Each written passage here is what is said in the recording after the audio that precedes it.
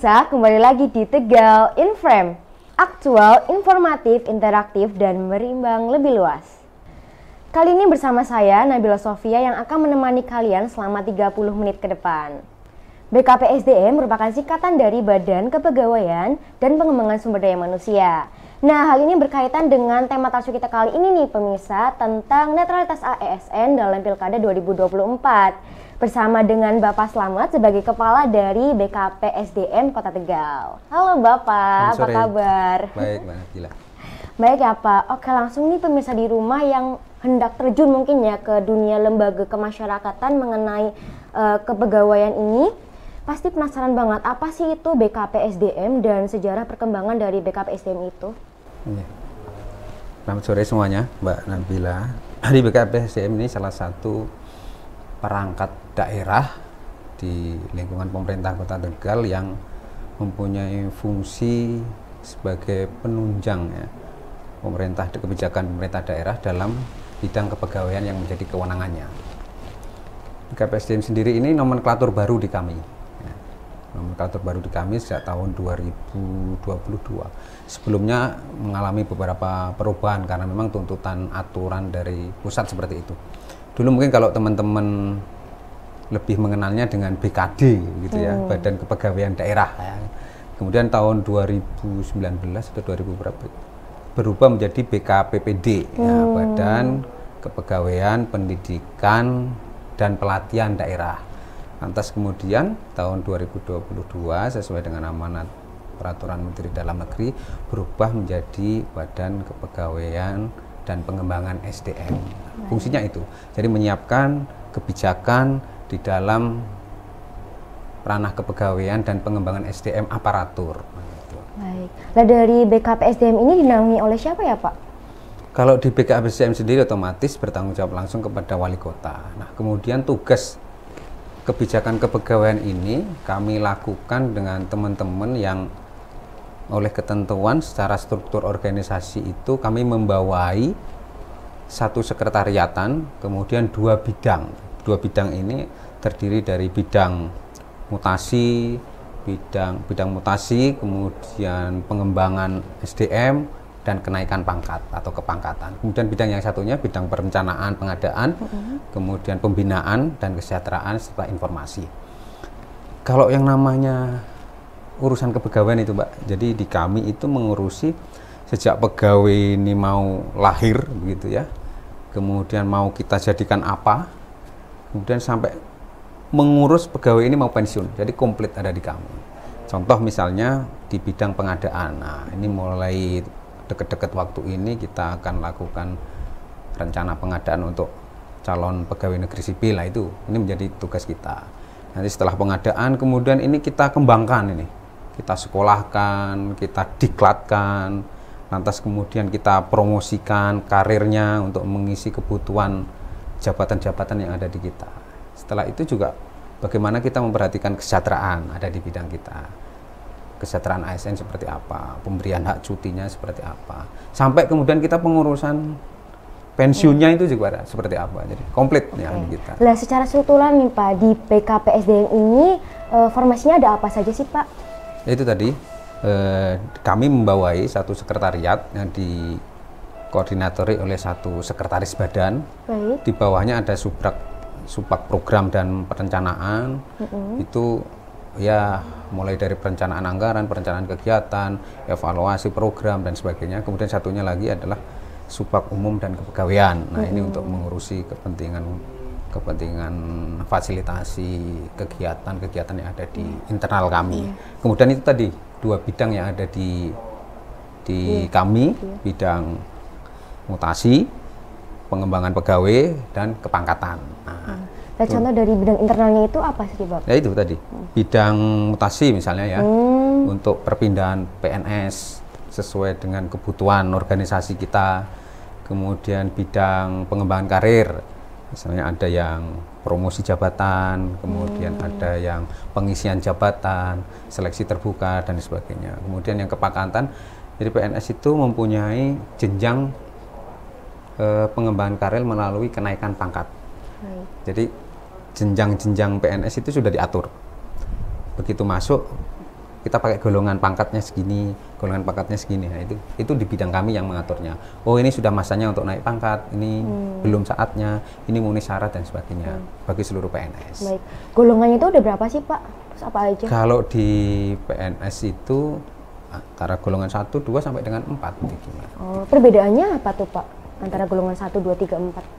Jadi kalau PNS itu masuk sudah sesuai dengan kualifikasi pendidikan. Nah, dari kualifikasi pendidikan ini nanti akan terstrata melalui penjenjangan pangkat dan golongan. Contoh misalnya, ketika ada perekrutan formasi PNS dari strata pendidikan sarjana atau S1, nanti golongan pangkatnya 3A, seperti itu. Kemudian kalau dari diploma 3 atau D3, nanti juga akan masuk menjadi golongan 2C, 2B.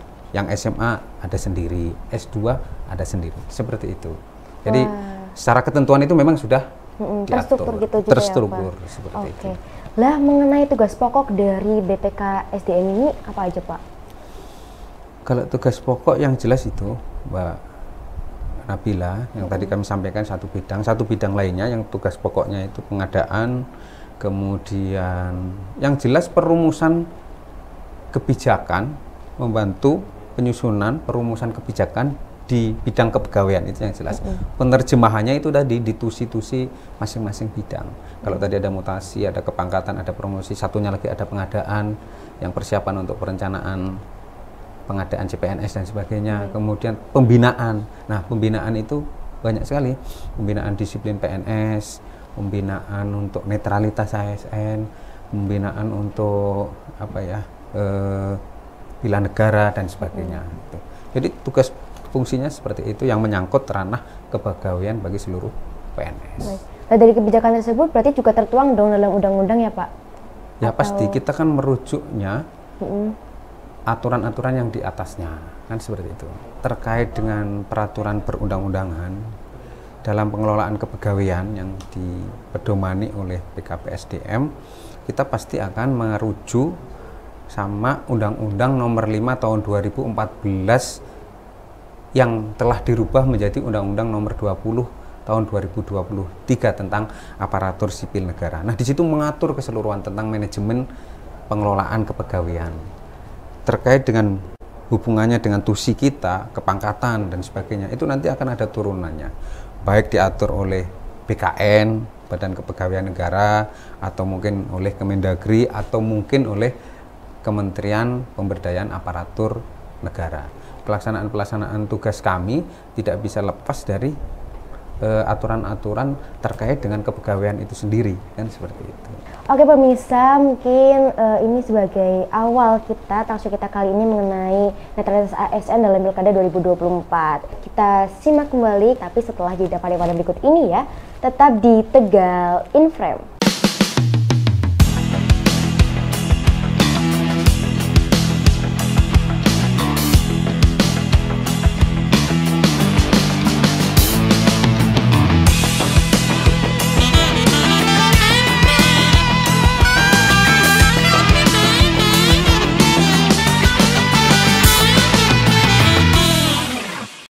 Halo pemirsa, kembali lagi di Tegal in Frame. Seperti tadi aku bilang, aku bakal menarik kalian lebih dalam lagi tentang topik netralitas tentang ASN ini bersama dengan Bapak Slamet sebagai kepala dari BPK SDM ini ya Pak ya. Oke Pak, seberapa penting sih kenetralan ASN dalam hal ini? Netralitas ASN ini menjadi salah satu tusi kita, utamanya dalam bingkai pembinaan ASN ya, ASN. Lantas kemudian pertanyaannya, kalau harusnya anak muda itu kan pertanyaannya begini, apa memang harus senetral itu, kan seperti itu ya? Iya. Seberapa penting sih Pak netral itu? Apa harus senetral itu? Jadi ASN itu juga menjadi bagian dari masyarakat secara luas yang kalau menurut saya juga mempunyai hak dan kewajiban yang sama seperti yang lain untuk memilih dalam setiap kali pelaksanaan pemilu, katakanlah.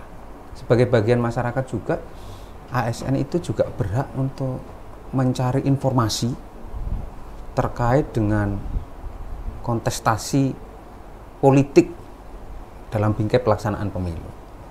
Namun demikian, Mbak Bella, yang perlu kami sampaikan, ketika kita sebagai ASN harus bisa memahami fungsi ASN itu sendiri. Di dalam ketentuan undang-undang, fungsi ASN itu ada 3. Yang pertama sebagai pelaksana kebijakan publik, kemudian sebagai pelayan publik, kemudian yang ketiga sebagai alat pemersatu bangsa. Nah, ini poinnya di sini. Kenapa ASN harus netral? Karena ASN memerankan 3 fungsi ini tadi. Ya, memerankan 3 fungsi ini. Sebagai pelayan publik, ASN dituntut harus memberikan pelayanan tanpa diskriminasi kepada masyarakat. Kan seperti itu. Coba bisa dibayangkan kalau misalnya Pak Lurah tidak netral, memihak salah satu, kemudian beliau juga harus melayani masyarakat. Kan bisa juga menimbulkan kesenjangan pelayanan misalnya, atau diskriminasi pelayanan kepada masyarakat. Itu kenapa pentingnya netralitas bagi ASN. Dalam lingkup pelaksanaan tugas ASN juga ini, agar netralitas ini juga bisa mempersempit kesenjangan dalam ASN sehingga sinergitas pelaksanaan tugas itu tetap terjaga. Apa maksudnya seperti ini? Kalau misalnya ASN terkotak-kotak, pilihannya ini, pilihannya itu, pilihannya ini, dan itu terbuka secara luas, itu pasti akan mengganggu sinergitas pelaksanaan tugas. Padahal yang kita harapkan adalah bagaimana ASN itu mempunyai satu kesatuan, visi, misi untuk memberikan pelayanan prima kepada masyarakat. Kan seperti itu. Lah, saya dengar-dengar dari masyarakat nih Pak, lah kalau misalnya ada ASN yang melanggar peraturan itu, kenetralitasan itu seperti apa Pak? Nah, gimana pandangan Bapak? Kalau yang seperti ini, BKPSDM mempunyai peran untuk satu, melakukan pengawasan, kemudian untuk melakukan penelusuran. Kita akan melaksanakan kolaborasi dengan Bawaslu sebagai lembaga yang punya kewenangan untuk pelaksanaan pemilu. Nanti setelah itu memang benar-benar terbukti, misalnya ada ASN yang terlapor, kemudian dalam penelusuran, pemeriksaan memang terbukti melakukan pelanggaran, Bawaslu ini akan memberikan menyampaikan laporan ke Komisi Aparatur Sipil Negara atau KASN. Nah, setelah itu KASN akan merekomendasikan nih kepada kami, kepada pemerintah, kepada wali kota, bahwa si A, PNS ini melanggar dan harus dihukum. Nah, mendasari ini, kalau memang benar-benar itu melanggar dan salah, rekomendasi KASN sudah keluar, pejabat pembina kepegawaian atau PPK, kalau di dalam lingkup pemerintah Kota Tegal itu Pak Wali ya, Pak Wali sebagai pembina kepegawaian tertinggi harus mengambil sikap menghukum yang bersangkutan. Itu wajib hukumnya, harus diambil sikap. Karena kalau tidak, PPK ini akan kena sanksi oleh Mendagri. Ketentuannya seperti itu. Dan yang bersangkutan, PNS yang bersangkutan ini secara kepegawaian kalau belum kena sanksi akan di-cut, diblokir akun kepegawaiannya. Contoh misalnya, layanan kenaikan pangkatnya tidak akan kita proses. Layanan kenaikan jabatannya akan kita cut. Karena dari sistem itu secara otomatis akan meng-cut pelanggaran disiplin netralitas ini. Seperti itu. Jadi terstruktur sekali. Tapi apakah menurut Bapak ASN saat ini sudah menjalankan kenetralitasan tersebut? Kalau kita mengaca pada pelaksanaan pemilu terakhir, alhamdulillah sampai pelaksanaan pemilu selesai tidak ada laporan pelanggaran netralitas yang dilakukan oleh teman-teman ASN di pemerintah Kota Tegal. Ini kenapa? Karena kami dari awal sudah masif untuk memberikan sosialisasi, pemahaman ke teman-teman, kolaborasi dengan Bawaslu dan sebagainya. Dan yang terpenting, komitmen pemerintah Kota Tegal dan birokrasi secara umum, kami awali dengan pembuatan fakta integritas tentang menjaga netralitas untuk seluruh ASN di Kota Tegal. Kemudian kami baca ikrar netralitas untuk seluruh OPD, yaitu benar-benar dimaknai sebagai sebuah komitmen kami untuk ASN untuk menjaga netralitas. Ini kan itu di Kota Tegal ya Pak, bagaimana dengan kota yang lain Pak?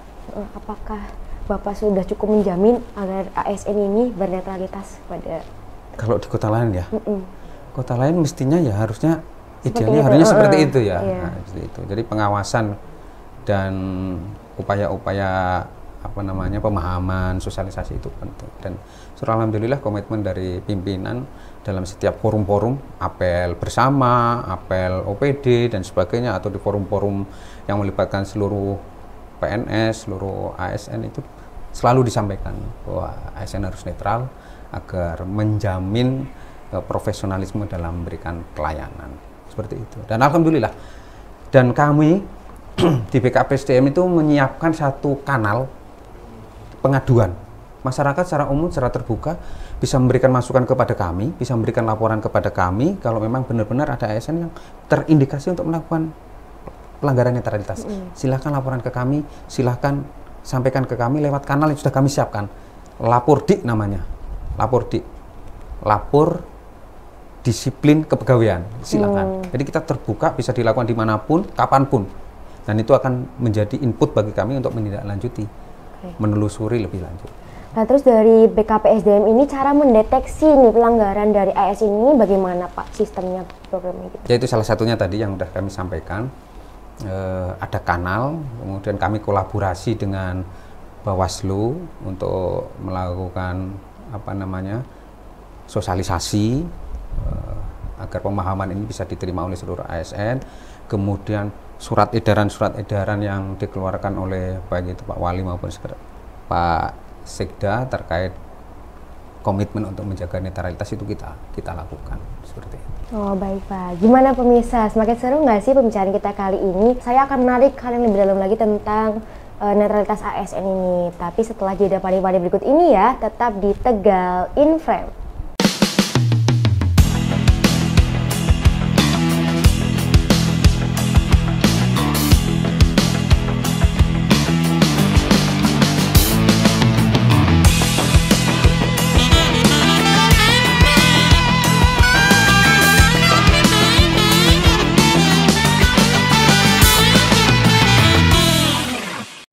Halo pemirsa, kembali lagi di Tegal in Frame. Seperti yang tadi aku bilang, aku bakal menarik kalian lebih dalam lagi tentang netralitas ASN ini, mungkin sebagai closing statement kita dalam talkshow kita kali ini ya, bersama Pak Slamet.